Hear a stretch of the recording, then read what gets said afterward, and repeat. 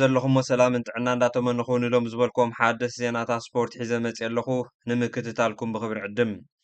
ኤርትራዊ ፕሮፌሽናል ተቀዳዳማይ ብሽክለታ ሄኖግ ዕዉት ሳልሳይ መድረኽ ኮይኑ እዚ ኣብ ቻይና ዝካየድ ዙር ዓብሊልዎ ዝጸንሐ ሄኖግ ንሳልሰይትን ዓቐብ ወፂኻ ዝዛዘመት መድረኽ ቀዳመይቲ ብምዕዋት ካብ ብጫ ማልያ ዝመርሕ ዘሎ ብክልተ ካልእ ተፈልዩ ካልኣይ ተርታ ሒዙ ኣሎ ሄኖግ ሙሉእ ብርሃን ምስ ክለብ ኣስታና ዝጻወት ዘሎ ህርኩት ተጻዋታ እዩ ሓድሽ ኣሰልጣኒ ክለብ ቸልሲ ዛቪ ኣላንሶ ንጋርናቾ ኣመልኪቱ ኣብ ዝሃቦ መግለጺ ተስፋ ንገብር ንኹልና ብዘርብሕ ኣገባብ መስርሑ ክፍጸም ካልኦት ክለባት ተገዲሰላሉ ኣለዋ ክብል ካብ መሳርዕ ጋንቱ ከም ዝኣለዩ ኣነጺሩ ብመንገዲ ፋብሪዚዮ ሮማኖ ዝወፅእ ሓበሬታ በልጅማዊ ተጻዋታይ ዮሪ ቴሌማንስ ካብ ኣስቶን ቪላ ብ41 ሚልዮን ዩሮ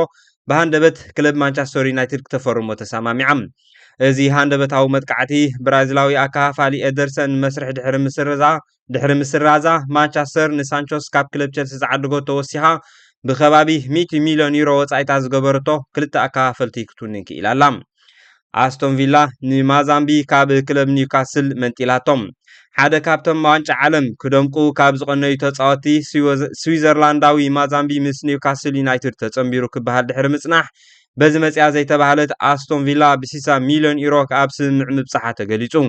ዮአን ማዛምቢ ኣብ ጀርመን ምስ ክለብ ፍራይቦርግ ዝጻወት ጸንሐ ተጻዋታ እዩ እዚ ወዲ 20 ዓመት ብሉጽ ብቕዓት ዝውንን ምስ ክለብ ቪላ ውልቃዊ ርክባቱ ከም ዝወድአ ውን ብተወሳኺ ፋብሪዚዮ ሮማኖ ሓቢሩሎም ናይ ስጳኛ ቀዳማይ ሚኒስተር ነበር ዘይንቡር ቃላት ብምጥቃም መግለጺ ኣብ ልዕሊ ሃገራዊት ጋንታ ፈረንሳ ደርቢው እዚ ቀዳማይ ሚኒስተር ነበር ፈረንሳ ብልጽቲ ጋንታ እያ ይኹን ዳ እምበር ፈረንሳዊ ተጻዋታይ ግን የብላን ክብል መስደመም ዝኾነ መግለጺ ሂቦም